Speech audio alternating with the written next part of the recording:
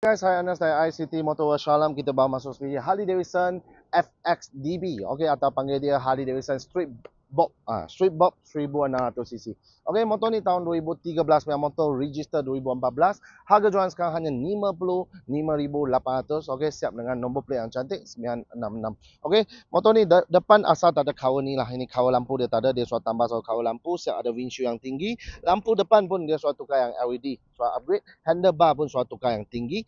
Okey, kemudian yang lain semua standard. Okey, depan punya tayar lebih kurang ada 70% lagi, memang original, datang single disc brake. Okey, crash bar sudah tambah, battery pan sudah tambah.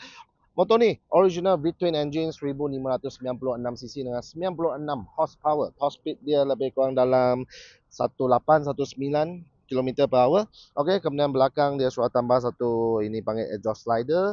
Kemudian sudah tukar satu all-in rear absorber. Exhaust pun sudah upgrade. Okey, racing exhaust bunyi yang kuat punya. Belakang single disc brake. Tayar belakang lebih kurang ada 80% lagi.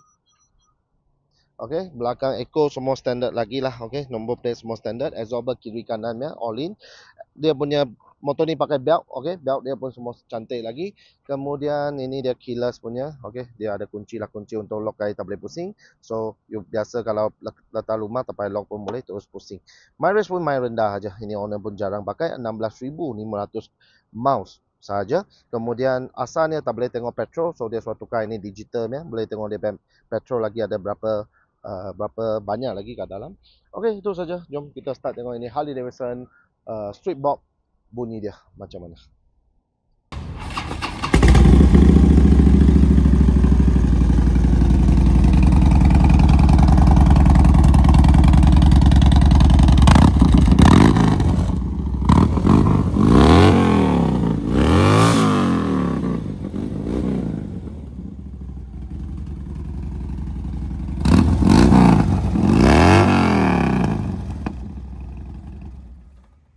Bunyi semua memang cantik lagi, color pun semua cantik lagi, sudah custom cover depan. Itu saja, belakang sudah buat all in, kemudian exhaust sudah buat, sudah boleh pakai, harga pun main murah sekarang.